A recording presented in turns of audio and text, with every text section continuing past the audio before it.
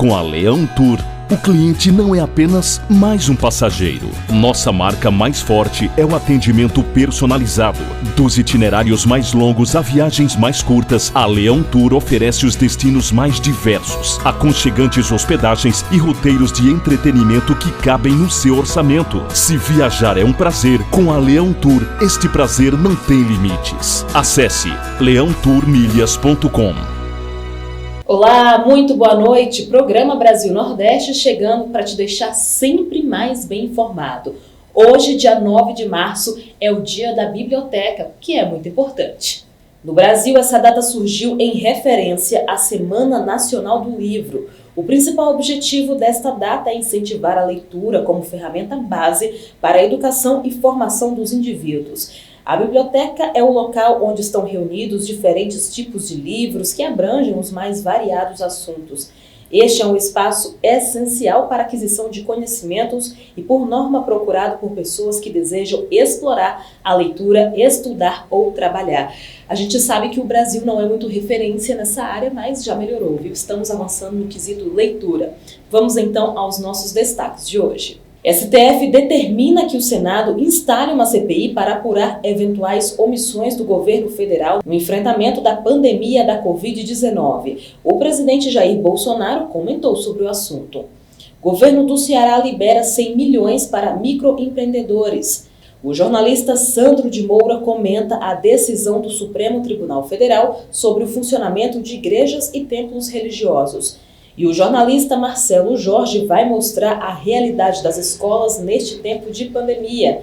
É sexta-feira, dia do quadro Parla África com o professor Altair Maia. Tudo isso e muito mais a partir de agora.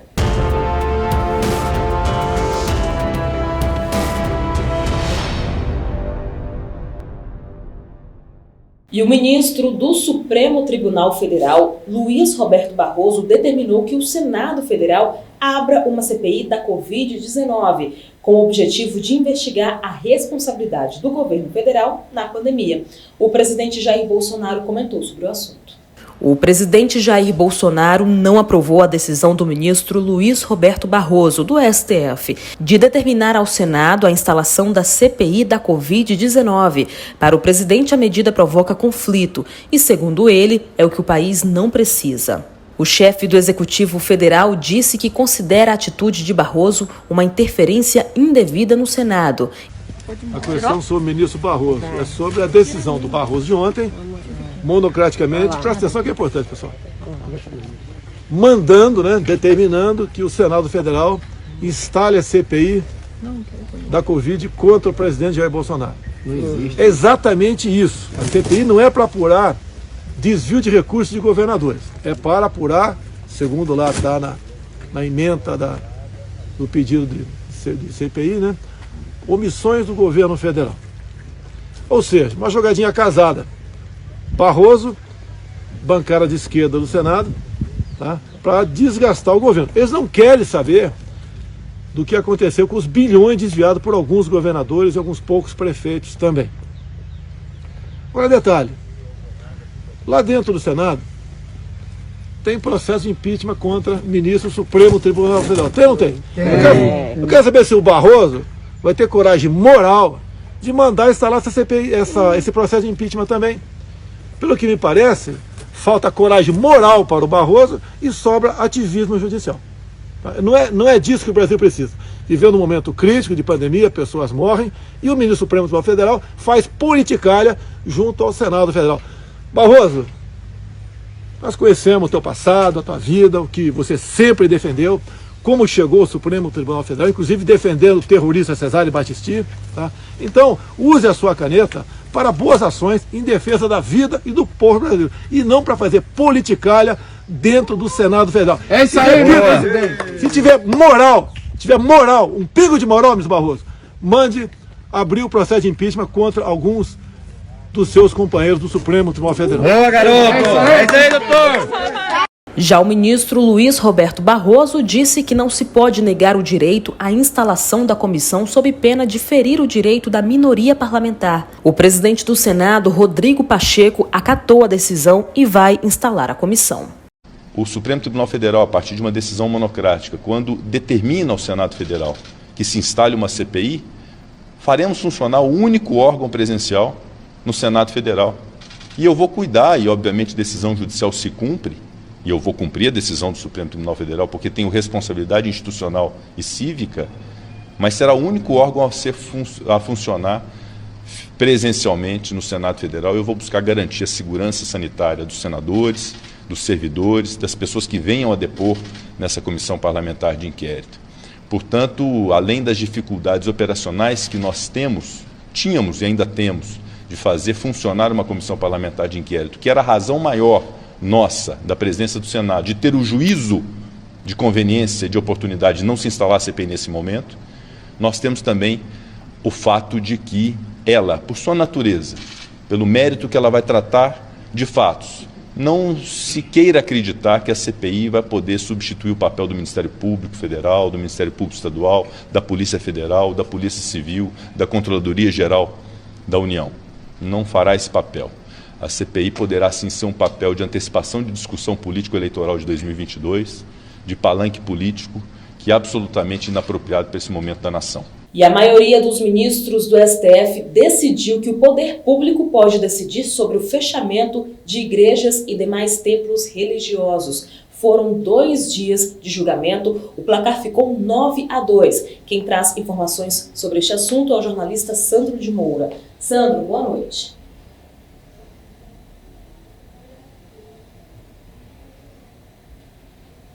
Olá, Camilo, boa noite a todos que estão acompanhando o programa Com o Brasil Nordeste. Pois é, tivemos uma semana agitada, lotada na agenda do presidente da República, Jair Messias Bolsonaro. Hoje ele falou duro também a respeito do STF. E por falar em STF, eu quero falar sobre a decisão que os ministros tomaram em relação a não autorizar cultos presenciais. Se é por uma questão de saúde pública, eu gostaria de saber qual a diferença em ter protocolos na hora de ir no supermercado e na hora de ir no culto, por exemplo, ou numa missa. Agora, o que os ministros não estão percebendo é a gravidade da Covid-19. Muitas famílias estão enlutadas, outras estão com familiares internados, precisando de um ato de fé, se fortalecer até para ajudar. Já é sabido de muitos especialistas já falaram que a fé é importante na cura de diversas doenças. E essa doença Covid-19, ela afeta demais, principalmente o emocional. Nada mais acolhedor do que ter uma igreja com portas abertas para acolher e fortalecer a fé e a saúde do povo brasileiro. Não há discussão em relação ao placar, foram 9 votos contra apenas 2, mas, mais uma vez, a maioria não quer dizer nada. Estão seguindo a manada, porque, de fato, a igreja é essencial nesse momento de crise de Covid-19. Voltando à fala do presidente Jair Bolsonaro, ele desafiou o ministro Barroso, abro aspas para a fala do presidente. Ele disse que se o ministro tiver um mínimo de dignidade, que ele abra, então, um processo de impeachment contra um dos seus pares no STF. A semana terminou quente aqui em Brasília. É o presidente partindo para o ataque, como é bem do seu estilo. Eu quero desejar que você tenha um ótimo final de semana, juntamente com seus familiares e com seus amigos. E na segunda-feira estaremos de volta aqui com mais um programa Com o Brasil Nordeste. Um afetuoso abraço e até a próxima. Sandro, muito obrigada pela sua participação. Hora de chamar nossa assistente de mídias sociais, a Natânia Mello. Ela vai falar que o Ceará liberou 100 milhões de reais para microempreendedores. Natânia, boa noite. Olá, muito boa noite a todos. O governo do Ceará informou que vai liberar 100 milhões de reais do programa Ceará Cred para os microempreendedores do estado. O governador do Ceará, Camilo Santana, anunciou a liberação com o objetivo de fortalecer a economia cearense. A medida já havia sido mencionada pelo gestor em entrevista no dia 31 de março. O programa vai ser executado pela Secretaria do Desenvolvimento Econômico e Trabalho, por meio da Agência de Desenvolvimento Econômico do Ceará. A medida possibilitará empréstimos de R$ 500 a R$ 5.000 para a população mais vulnerável. Fazem parte do público-alvo do programa trabalhadores autônomos informais, microempreendedores individuais de diversos segmentos de produção, como artesanato, comércio e serviços, inclusive empreendedorismo social e cultural. A medida beneficia também agricultores familiares que desenvolvam negócios não agrícolas no meio rural. Os beneficiários não poderão ter renda superior a 3 salários mínimos. A Natânia segue com a gente. Olha só, o Ministério da Saúde habilitou leitos de UTI Covid para 3 hospitais do estado do Piauí. Por lá a situação está bem séria, né, Natânia? O Ministério da Saúde habilitou, no dia 7 de abril, 55 leitos de unidades de terapia intensiva para tratamento de pacientes com Covid no Piauí. Foram habilitados 5 leitos no Hospital Regional Senador Cândido Ferraz, localizado em Raimundo Nonato, com um investimento de R$ 240 mil. Em Teresina, foram 2 hospitais.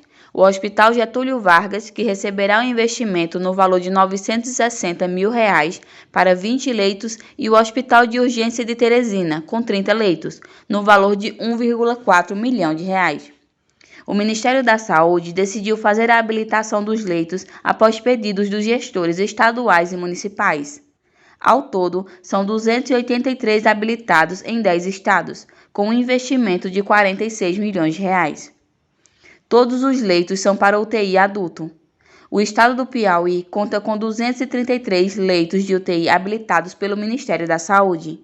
As UTIs estão em hospitais das cidades de Teresina, Bom Jesus, Floriano, Piripiri, Oeiras, Parnaíba e Picos. E muitos serviços já estão funcionando de forma online, né? Isso até facilitou a nossa vida, mas olha só essa notícia. A Prefeitura de Campina Grande, na Paraíba, estuda fazer casamento coletivo pela internet. Natânia, conta essa história pra gente. A 31ª edição do Casamento Coletivo, realizado anualmente em Campina Grande, na Paraíba, como parte da programação do São João da cidade, deve acontecer de maneira híbrida ou totalmente remota. A medida considera a pandemia da Covid-19 e é discutida pela Secretaria de Cultura da cidade. Em 2020, também devido à pandemia do novo coronavírus, o casamento coletivo não aconteceu. A cerimônia é considerada uma tradição, realizada sempre no dia 12 de junho, em comemoração ao Dia de Santo Antônio, na pirâmide do Parque do Povo. De acordo com a Secretaria de Cultura de Campina Grande, a proposta é que neste ano uma edição especial da cerimônia aconteça, com casais com histórias de superação frente à pandemia. Para isso, uma seleção deverá ser feita. A quantidade de casais, bem como a data e o formato da cerimônia estão em discussão. A modalidade de inscrição e a documentação necessária para os interessados em participar do casamento coletivo devem ser divulgadas em breve. Obrigada, Natânia. Hora de chamar Rita Brandão, direto da Bahia. Olha só, a Assembleia Legislativa lá do estado votou apenas 17,66% dos projetos protocolados entre 2020 e 2021. Boa noite, Rita. Boa noite, Camila. Boa noite, Sandro de Moura. Boa noite a todos os telespectadores do Com Brasil Nordeste. De março de 2020 a março de 2021, 300 projetos de lei foram protocolados na Assembleia Legislativa da Bahia, entre os de autoria dos deputados e do Executivo. Do total, apenas 53 foram votados em plenário, que corresponde a 17,66%. Dentre os aprovados, 37 foram de autoria do Poder Executivo e pelo menos 12 estavam diretamente associados à crise sanitária da Covid-19. Além disso, 16 foram propostos por parlamentares, no entanto, 9 dizem respeito ao reconhecimento de utilidade pública estadual. Durante o período, a Assembleia Legislativa da Bahia adotou o modelo do plenário virtual e home office por conta da pandemia da Covid-19. Agora a Rita fala sobre polícia, viu? Porque a Polícia Federal cumpriu 3 mandados de busca e apreensão no Oeste Baiano em investigação sobre fraudes no auxílio emergencial. A Polícia Federal deflagra na manhã de quinta-feira ontem a Operação Última Barreira, que visa a repressão de fraudes no auxílio emergencial na região Oeste Baiano. A investigação, que teve início em 2020, é resultado da estratégia integrada contra as fraudes no auxílio emergencial, da qual participam a Polícia Federal, o Ministério Público Federal, o Ministério da Cidadania, a Caixa, a Receita Federal, a Controladoria Geral da União e o Tribunal de Contas da União. O objetivo é a racionalização dos procedimentos de apuração criminal sobre a temática com foco na atuação de grupos associados ou organizações criminosas e a desarticulação de fraudes estruturadas. São cumpridos 3 mandatos de busca e apreensão na cidade de Luiz Eduardo Magalhães, extremo oeste baiano. Expedido pela Justiça Federal, também foi determinado o bloqueio de várias contas dos investigados. Durante as investigações, foi apurado que os investigados cadastrados no aplicativo Caixa têm pelo menos de 45 contas em nome de terceiros para recebimento do auxílio emergencial de forma fraudulenta. Transferido imediatamente os valores depositados para contas vinculadas ao grupo e também por meio de emissão de boletos bancários emitido pelo próprio suspeito, resultado no prejuízo superior de R$27 mil. Os responsáveis pela conduta delitiva investigada responderão pelas práticas criminosas de estelionatário, falsidade ideológica e associação criminosa. Teve um assunto lá na Bahia que virou destaque, foi a compra que o governador da Bahia fez, viu? Parece que ele comprou aí uma empreiteira de R$58 milhões. O governo da Bahia publicou em Diário Oficial, na quarta-feira, dia 7, a contratação da empresa Panda Engenharia e Construção por R$58 milhões para a construção de 3 colégios estaduais. As escolas que funcionarão em tempo integral vão ser construídas nas cidades de Ilhéus, no sul da Bahia, Itabuna, sul da Bahia também, e Teixeira de Freitas, extremo sul. O contrato do governo com a empresa de Mário Batista Miranda Filho foi assinado em 5 de abril, tem duração inicial de 12 meses, com pagamentos feitos de forma mensal. Para os pagamentos, a empreiteira deverá apresentar os dados como nota fiscal dos serviços feitos e aprovados pela fiscalização das obras. Obrigada, Rita. Até segunda-feira. Vamos então para um rápido intervalo comercial. Na volta tem muito mais informações para você. Lembrando que hoje tem um Parla África. A gente volta já já.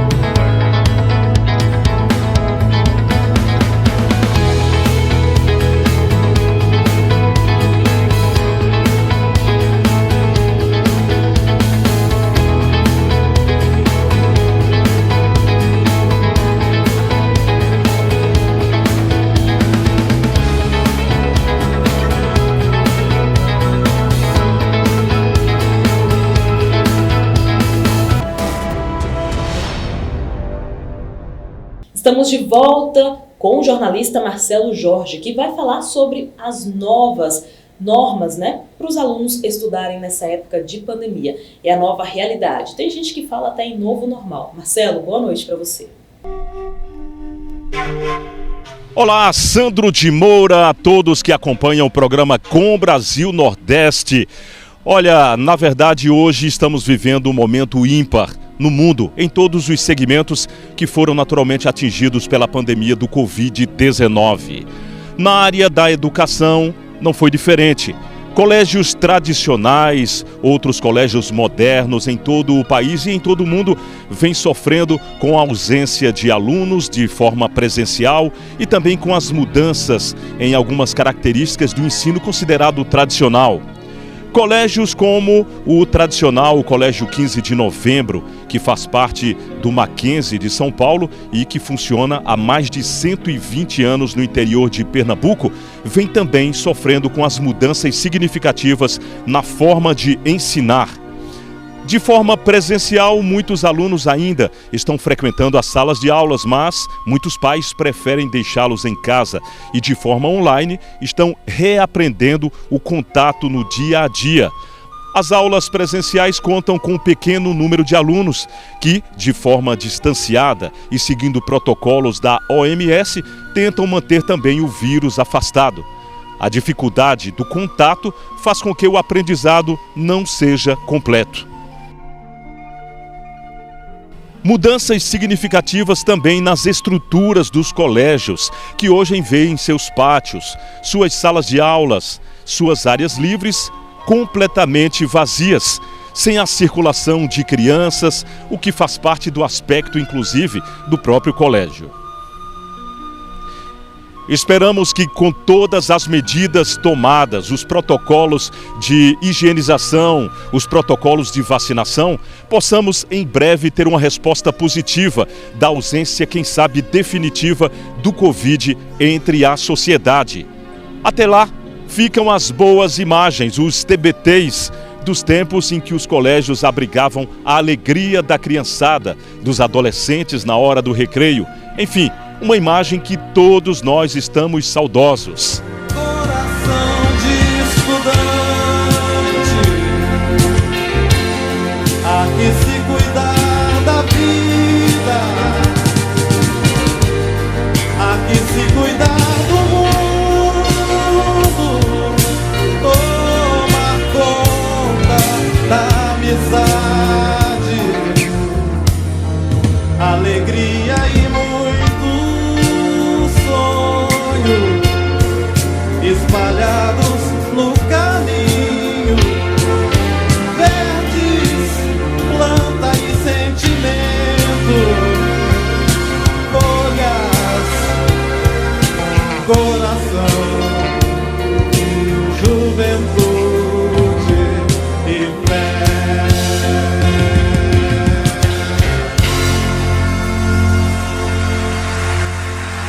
Do Nordeste para o Com Brasil Nordeste, Marcelo Jorge.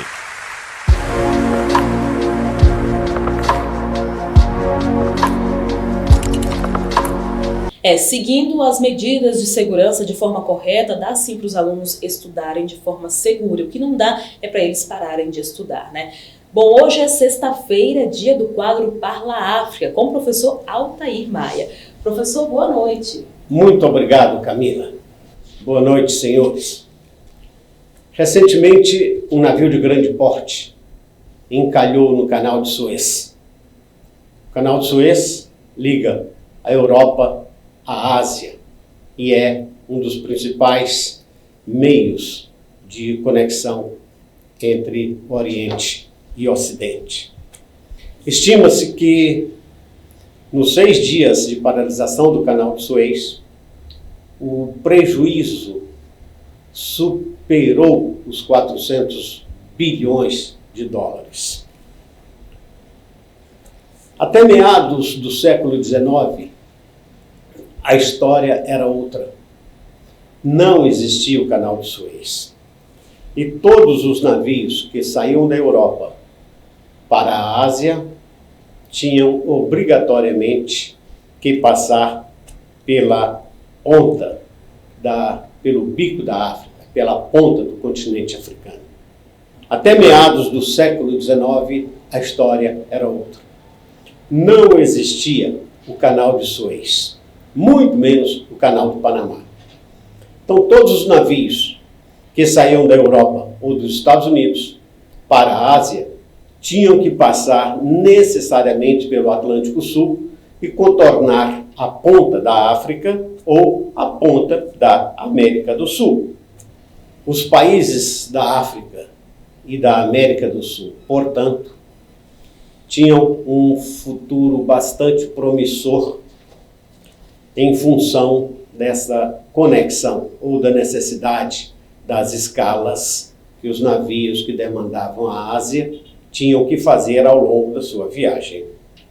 Vale lembrar que os navios daquela época tinham pouca autonomia e isso exigia diversas escalas, seja nos países africanos, seja nos países da América do Sul. E uma viagem dessa poderia levar até 60 dias, contornando ou a ponta da América ou a ponta da África. No início da Revolução Industrial, houve um crescimento acelerado no consumo de bens industrializados e cresceu bastante a demanda de matéria-prima que vinha da Ásia, da África e da América do Sul. Portanto, houve um crescimento bastante significativo da navegação no Atlântico Sul. As cidades, tanto do lado africano quanto do lado da América, se desenvolviam, cresciam e desenvolviam em função dessas rotas que demandavam a Ásia. Mais de 1.000 navios por ano navegavam nas águas do Atlântico Sul, fazendo escalas nas cidades da África ou nas cidades da América do Sul, gerando negócios e riqueza nessas regiões. Porém, em 1869, aconteceu a abertura do Canal de Suez, que mudou o curso da história. Os navios não precisavam mais contornar o bico da África para ir da Europa à Ásia. Com isso, o tempo de viagem caiu para 20 dias e o preço do frete caiu para menos da metade do que era praticado. A essa altura, você deve estar se perguntando se nós estamos, de fato, fadados a sermos eternamente países periféricos ou uma navegação periférica no Atlântico Sul. Certamente que alternativas há. E é isso que veremos na sexta-feira que vem. Eu escrevi 2 livros a respeito do tema. Um se chama Zopacas, A New Deal for South Atlantic, e o outro se chama Brasil-África, uma ponte a ser construída. Caso você queira qualquer dos dois, mande-nos uma mensagem, que teremos prazer em enviar o e-book dessas 2 obras. Bem, sexta-feira, então, temos um encontro aqui para vermos as soluções para a navegação e para o comércio no Atlântico Sul. Até lá.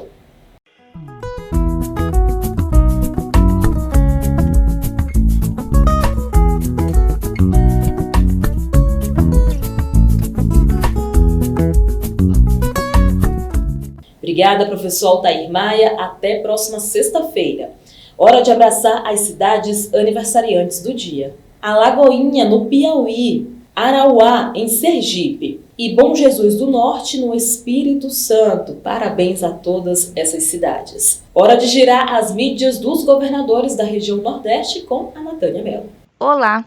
Para começarmos, o governador da Paraíba, João Azevedo, atualizou seu Twitter com a informação de que a Paraíba é o estado que mais vacinou a faixa etária de 70 anos no Brasil, com 87%.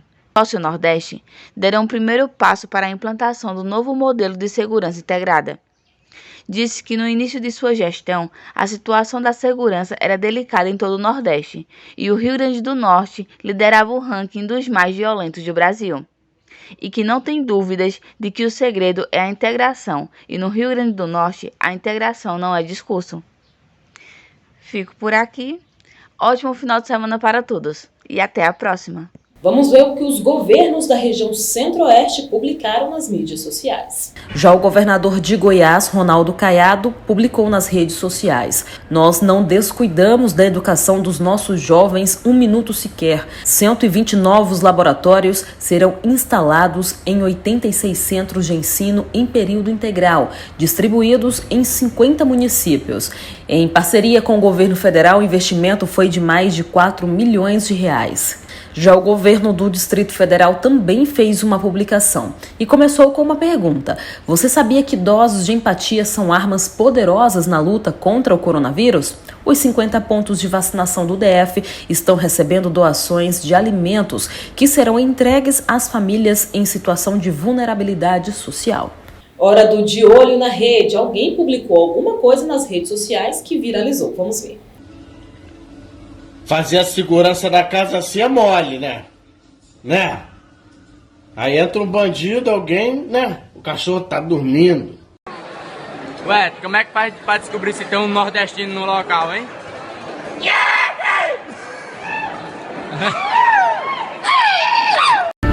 Que hora que eu posso beber, Bruno? Ah, então beleza, obrigado. Menino, oxe, que é isso?